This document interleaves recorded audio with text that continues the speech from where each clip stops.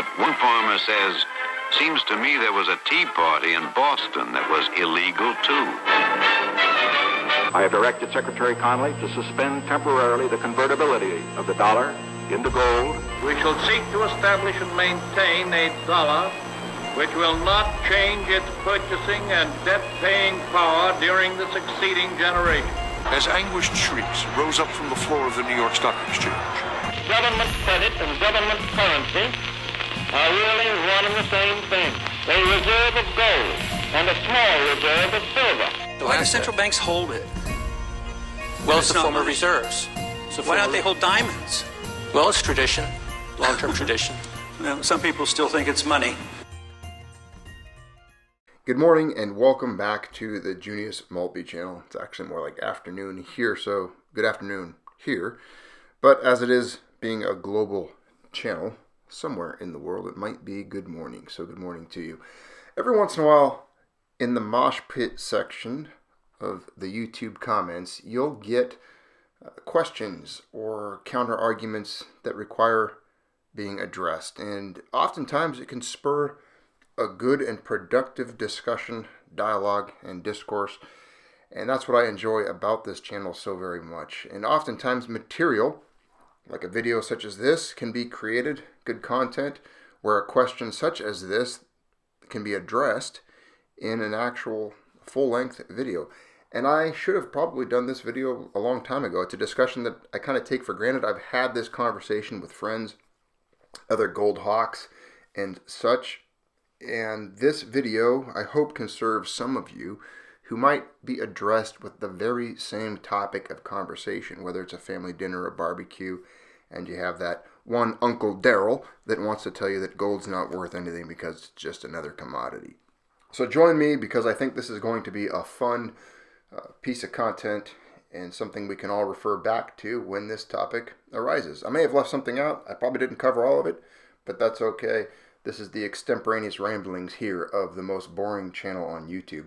So the comment was, token window licking booger eater here. At least they admit it. Just know that gold is a commodity like any other, and its value can collapse just like oil. So we are going to run with that. I did do a brief addressing of the issue. I said, in 10,000 years, it's never gone to zero. Gold is not like oil. It is money. It's the ultimate extinguisher of debt. Central banks don't vault oil. Wealthy elite don't vault oil. Gold is a recognized unit of exchange and store of value, easily divisible, storable, recognized, and transportable. Your inability to recognize the difference between industrial liquid and the only indestructible unit of historical wealth spanning every region and culture is all I need to know. Let's first address the gold just being like any other commodity and leaving out the fact that it's actually money. It's not just a commodity. It's not currency, even for that matter. It is truly money, the single unit of exchange, the ultimate extinguisher of debt, and it still is, carries on with the attributes that are required to make something true and sound money. We'll get into the whole currency thing later on. But first off, these are some attributes of money. Let's read through this really quickly. The most important and essential function of a medium of exchange is to be widely acceptable and have relatively stable purchasing power, real value. Therefore, it should possess the following characteristics. The value, common assets, common and accessible, constant utility, low cost of preservation. Gold's essentially indestructible. You can store it anywhere. It's not going to rot or decay. We'll talk about that. Transportable, easily transportable. You're not going to carry around with you 50-gallon barrels of oil or jugs of oil. Divisibility, easily to recognize the weight and divisibility of gold in different sizes and denominations. High market value in relation to volume and weight. Very important there. Just a very small amount of gold, a 10th ounce carrying about 170 or so US dollars in value today. Although, again, we're valuing it when I say that in fiat paper trash. But yes, it's very valuable for the size, whereas it takes a large quantity of, let's say, oil or wheat to come up with the same amount of value. Let's see, a barrel of oil is 42 gallons. In order to even get a tenth of an ounce of gold worth of oil, you would be required to have something in the neighborhood of, I don't know, 4, 5 barrels of oil. I don't know anyone who carries around 160 to 200 gallons of oil. It would be ridiculous. Recognizability, pretty easily to recognize gold. And then resistance to counterfeiting, again, with the weight and size specifics of gold, because it's so unique in its density and its malleability and all of that. The principles that make gold what it is as an element make it very resistant to counterfeiting if you have the right ways of recognizing what a counterfeit would be. Now, when I discuss gold being money, I can't help but recollect Gold and Economic Freedom, a paper written by Alan Greenspan. We covered this entire writing years ago here on the channel. I read the entirety of it. Today we're just going to touch on the beginning portions of it where he talks about money. And I'll just go ahead and read through it. It's a very important part of today's video, so please don't nod off. An almost historical antagonism toward the gold standard is one issue which unites statists of all persuasions. They seem to sense, perhaps more clearly and subtly than many consistent defenders of laissez-faire, that gold and economic freedom are inseparable, that the gold standard is an instrument of laissez-faire, and that each implies and requires the other. In order to understand the source of their antagonism, it is necessary first to understand the specific role of gold in a free society. Money is the common denominator of all economic transactions. It is that commodity, yes, he refers to it as a commodity, but we will see why it is different, which serves as a medium of exchange, is universally acceptable to all participants in an exchange economy as payment for their goods or services, and can, therefore, be used as a standard of market value and as a store of value, a means of saving.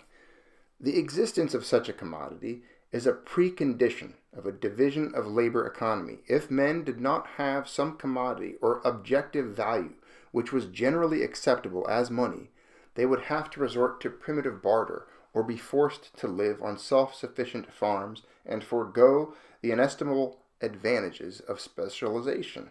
If men had no means to store value, i.e. to save, neither long-range planning nor exchange would be possible.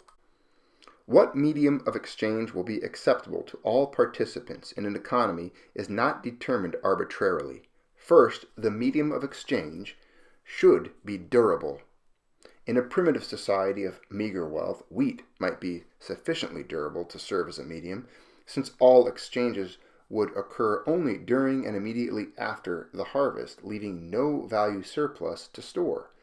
But where store of value considerations are important, as they are in richer, more civilized societies, the medium of exchange must be a durable commodity, usually a metal. A metal is generally chosen because it is homogeneous and divisible. Every unit is the same as every other, and it can be blended or formed in any quantity. Precious jewels, for example, are neither homogeneous nor divisible. More important, the commodity chosen as a medium must be a luxury.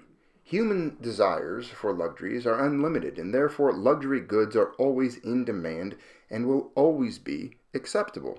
Wheat is a luxury in underfed civilizations, but not in a prosperous society. Cigarettes ordinarily would not serve as money, but they did in post-World War II Europe, where they were considered a luxury.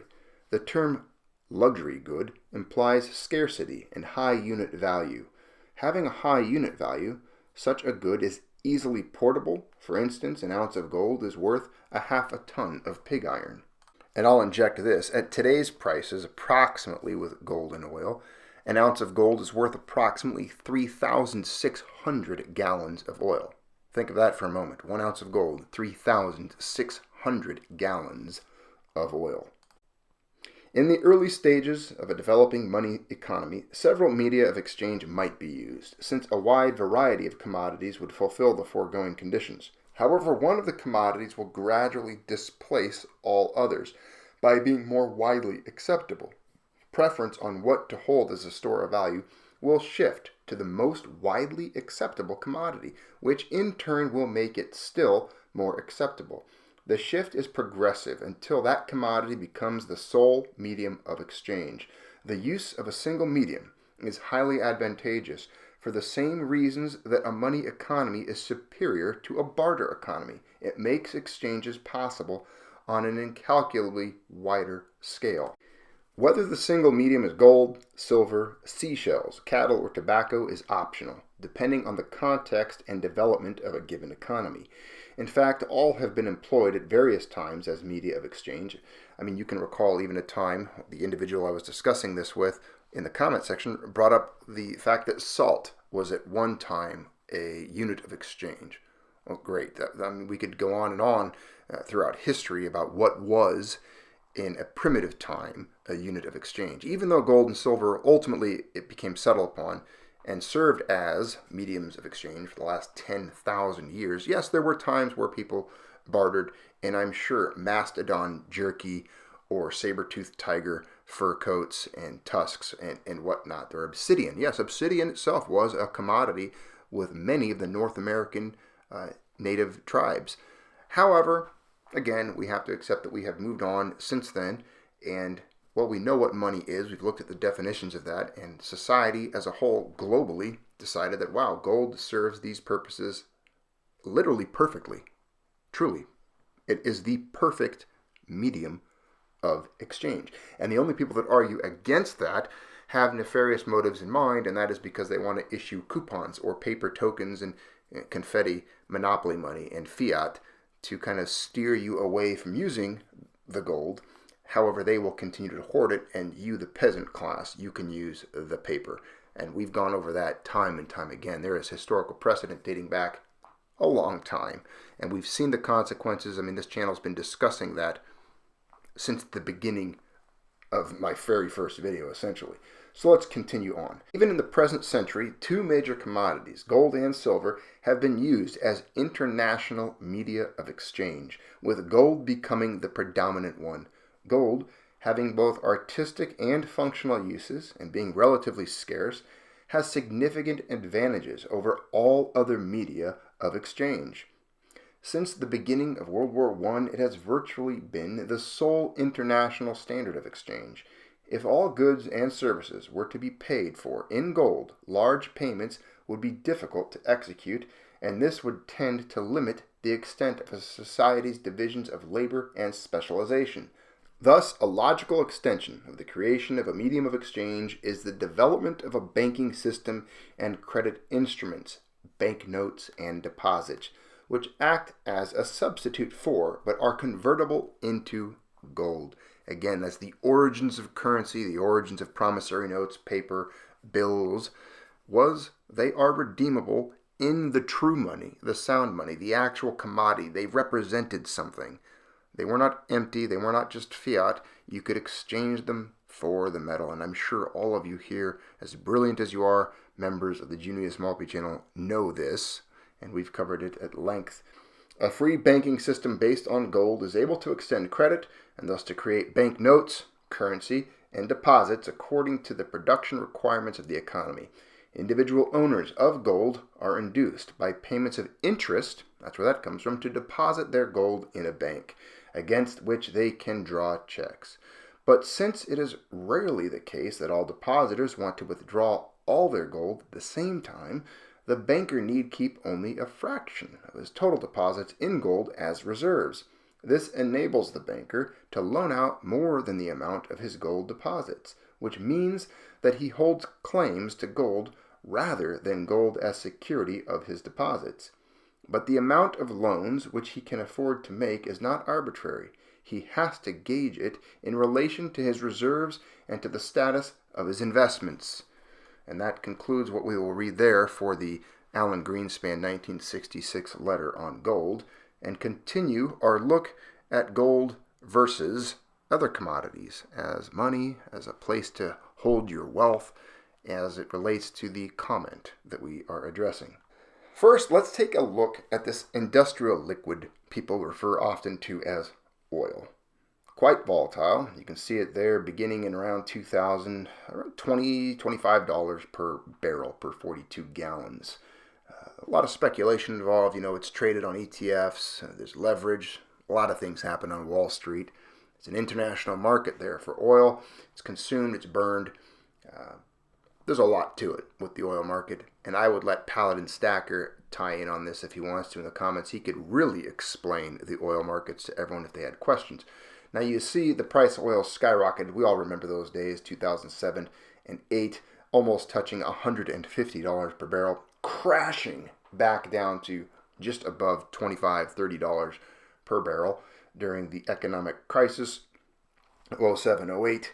It began to rise up out of that, touching the 100 mark again, and then crashing again back down to 50, and then it went down to 25 again, and then most recently we saw oil prices hit the floor and even go negative on the futures market. A lot of turbulence there. You couldn't even pay people enough money to take oil off of your hands or to store it. It was essentially valueless for a moment in time. This has never happened with gold. Not in 10,000 years have there been a time where an individual had a large quantity of gold. He got sick of storing it, and he was trying to pay people to take it off of his hands and to store it, and they refused because they just didn't have the room either. So they're like, nah, I really can't store those bars. I know you have a lot of them. They're heavy. I don't have room, so I'm sorry, I can't help you, good, kind sir. I would prefer if you took your gold somewhere else. That just doesn't happen. It's never going to happen. Never has happened. To think that is to be somewhat, delusional, I guess you could say. I mean, there truly is no comparison between the two. This is a gold chart dating back to 2001. Now, we could make one that goes all the way back to 1790, 1700, even 15. You could go back to 1500s, 1516, 1540. And there were some slight fluctuations there, but for a long time, 200 years or so, gold was very, very, very stable. And there were times where it even went up a little bit in value, and it would fluctuate. As you know, with the U.S. Coinage Act and such, it was $20.67 per ounce for the longest time until it was revalued by the Emperor FDR. And since then, it's fluctuated. There was the whole Bretton Woods situation. We've touched on all that history. No reason to review it now. So we're just going to look at this chart here, 2001, and then the last chart, when did it start? 2005 or so with oil.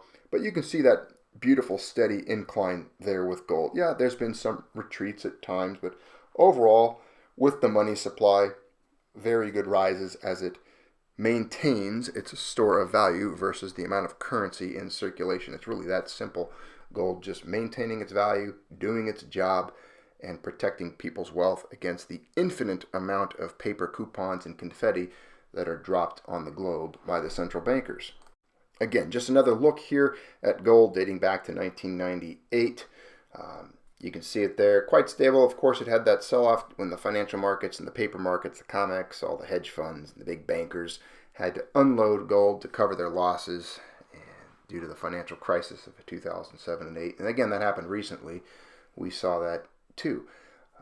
Again, however, much better chart than gold. I don't really like to compare charts too often, but in this case, I think it serves a purpose. Gold is that store of value. It's not going to zero. It's never gone to zero. It's not going to retreat 90%. It's not going to happen. We've talked about when gold crossed $1,000 per ounce, it would never touch it again. It never did.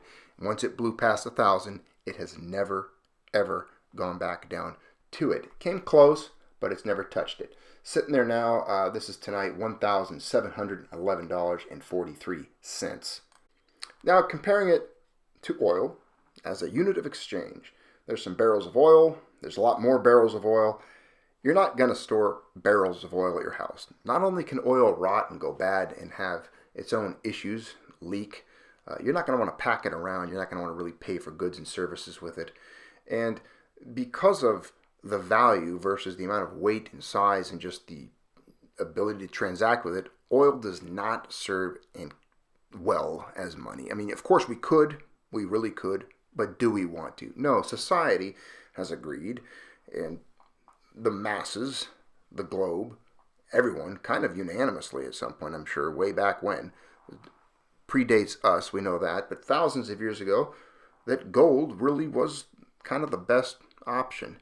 And since then, economists like Mr. Greenspan have looked upon it and studied it, other economists as well, and agreed, yes, it is the ultimate unit of exchange. It's the ultimate extinguisher of debt. I don't like to quote bankers too often. Sometimes they hit the nail on the head, and when J.P. Morgan said, gold is money, everything else is just credit, well, it pretty much summarizes that in a nutshell. Now, the same goes for wheat. Yeah, wheat could be exchanged if we were unfed and we were hungry and we lived in a society where, it was scarce. You couldn't get a whole lot of it. Now, when I go to the grocery store, there's bags of flour, there's loaves of bread. There's really no reason for me to hold or store wheat. It's fun to grind your own grain and make your own bread if you're into that sort of thing. You could even grow it yourself, so the supply of wheat could expand. It doesn't have a significant amount of value for its size and weight. No, as a matter of fact, it's quite cheap oftentimes. And of course, there's the whole thing with mice, rodents, certain insects that might eat it and invade it and cause problems with the wheat that you might happen to store on your property or on your person carrying it around. I mean, if you carried some kernels of wheat in your pocket, it might not be such a good idea, and there's not a lot of value there either. Of course, you could issue bills of credit based upon wheat. I don't know how much that would serve. I don't think banks want to store it. They don't. And we'll get into that in a moment. Now, I don't know how many of you would have a desire or even the room on your property to put in grain silos and storage large quantities of grain or wheat. It would just be not efficient. And that's not a thing I would want to put a large portion of my wealth into, especially being that it can rot and decay. It's organic matter. It doesn't last very long. And as we've seen in India, when a very large quantity of wheat rotted, there you see tons and tons of wheat decaying and rotting, going to waste. Now, this isn't going to happen with gold. It can't happen with gold. As a matter of fact, they've resurrected gold from the bottom of the ocean where it sat for 200 years. And it was in pristine, absolutely untouched condition. It's just one of the wonderful natures of gold. Hence the reason central banks vault gold. They don't vault wheat. They don't vault oats, barley, oil, corn.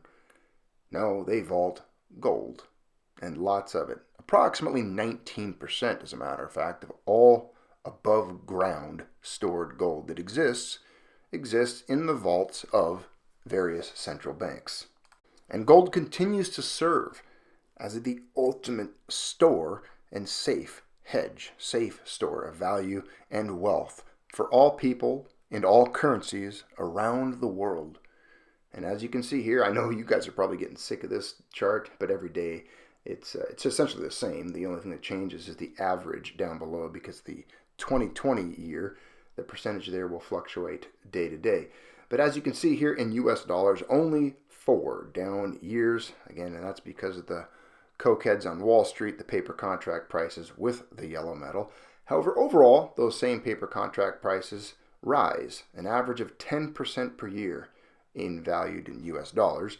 And then across the board, you can see in all those other currencies, gold extremely stable, extremely good at preserving people's wealth, and rising in value against every currency on the planet. We just did a video on this recently, the title of which was, I think, something about gold being $7 million per ounce. Of course, a little bit of a joke there, but we looked at many currencies where the value of gold in their denominations is in the measure of millions because of social welfare programs, socialism, and debt. Countries mass printing currencies that are backed by absolutely nothing, which is essentially what we are doing here now in the United States and abroad, other nations as well following suit. Well, we know the end game there. We know what that ends up doing to the valuation of gold as the ultimate form of money when it's valued in those backless, empty promissory notes that don't have any promise any longer. Now we'll share just a few more portions of the discussion that I shared with this individual in the comment section when he said that money is what people make it. Well, people have decided that gold is money, and they have for, again, I'll remind you, approximately 10,000 years. And he was saying this after saying that salt was also considered money at one point. And he also went on to say that yes, gold and silver have made a long run, but that does not mean the run will last forever. Well, of course, we might find a planet somewhere that has something scarcer, better divisible, but I doubt it. I think we've explored and found the entirety of the periodic table of elements. And being that gold has a track record and resume lasting, again, 10,000 years, I don't see it going anywhere anytime soon. Banks have taken crops as collateral to secure a loan, he states. Okay, but that does not mean that they keep them as money.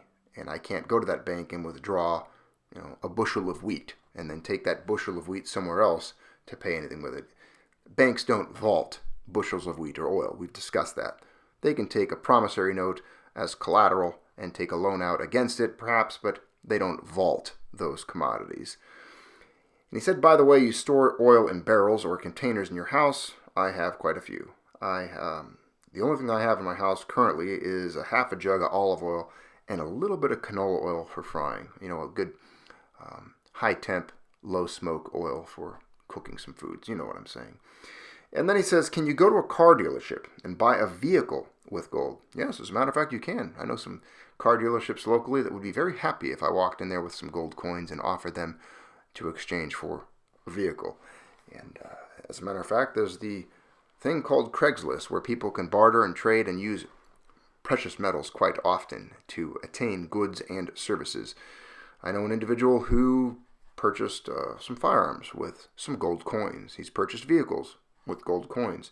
I myself have bought and sold items with perhaps some U.S. coinage for amounts stamped into them, 25, 50, things like that. And I think you guys know what I'm getting at with that. We don't want to violate the Trading with the Enemy Act, of course not. That would be illegal. So if I'm exchanging metals for goods or services, I'm doing so with United States coinage that has legal tender printed upon it. And you guys know what that means because we've talked about legal tender laws and the Trading with the Enemy Act. Can you buy groceries with gold? Yes, you can. You can also buy them with silver. It is not a readily accepted everywhere form of exchange. And the only reason for that, let's talk about that for a moment, is gold is attacked so vehemently by statists that they've hemmed it in, they've walled it in, and eliminated our ability at laissez-faire economics and a free market. They don't want us to be able to use it. Therefore, they have passed extreme unfair taxes upon precious metals, the buying and selling of them. And they've also made it illegal to transact with them in certain ways, which I already referred to. Now, he's saying that you need to convert them into dollars to do those things. That's not entirely accurate, again, because when they wrote the act to mint modern gold and silver eagles, they are stamped with an amount upon them that is their currency. It's what's considered to be their currency value. No one I know is going to give away a U.S. gold eagle that has $50 stamped on it, which is a 1-ounce gold coin, for $50 worth of goods and services. Now, they might come up with a bargaining agreement with somebody who, let's say, has a vehicle for sale, and they want $1,700 for the vehicle. I could walk up to that individual and say, well, would you take $50 for the vehicle? They might look at me kind of funny, but I would present with them a gold eagle and say this gold eagle carries with it $50 US in currency value. However, it's 1 ounce of gold worth approximately $1,700 on the market, and there we would strike a deal. It is common. It has Supreme Court precedent that took place in Las Vegas when an individual paid his employees in gold and silver for the amounts struck upon them. And he won that case, surprisingly. So again, these are not just any other commodity that needs to be exchanged for dollars before you can do anything with it. They are money, gold and silver, because a lot of the attributes we just discussed here are the same for silver. Silver and gold. They are sound money. Yes, you could call them, as Greenspan did, a commodity, but they are only a commodity in the sense that they're a raw good, but they are the commodity that is universally recognized as the unit of exchange and money. They are the commodity of which all other commodities' values are based upon. You give it, it's like an inverted pyramid. Everything ultimately is valued in gold. And before Bretton Woods fell apart, that was still the case. We just talked about that the other day, the special drawing right, the SDR, and how it was decimal 88 grains of gold per dollar, until that was eliminated, until 1971, when Nixon finally killed gold and drove the last nail into the coffin of the dollar having any backing to gold whatsoever. Ultimately, at that time, every single good or service on the planet was somehow and in some way ultimately tied to gold in its value. Nowadays, we know that's not the case. It's been eliminated, and it's all just nothing. Empty air. Digits on a screen, or little pieces of coupon paper that you stuff into your wallet. If you even carry cash anymore, most people don't. It's just the digits. And there's no reserves, there's no gold, there's no silver. Nothing can be exchanged for anything else, and they can print as much as they want. We've seen the debt clock running rampant. You hopefully saw the last video on that. 25 trillion. That's 25,000 billions? Something like that? Yeah, it's insane. It's an insane amount of money they're printing off, and there's no way out of it. Hope this answers some questions. Hope it was a good conversation for you all. I can't get away from these 30-minute videos. I hope you guys stuck it out. Thanks for tuning in, and thanks for all your support. All of you out there, the new Patreon subscribers, good to have you on board. I thank each and every one of you who support this channel, participate, and thank you, my friend, who left the comment that was able to generate an entire video of content so we could finally address this and have a conversation regarding gold being a commodity like oil and going to zero or even negative. Not going to happen. Have a good night.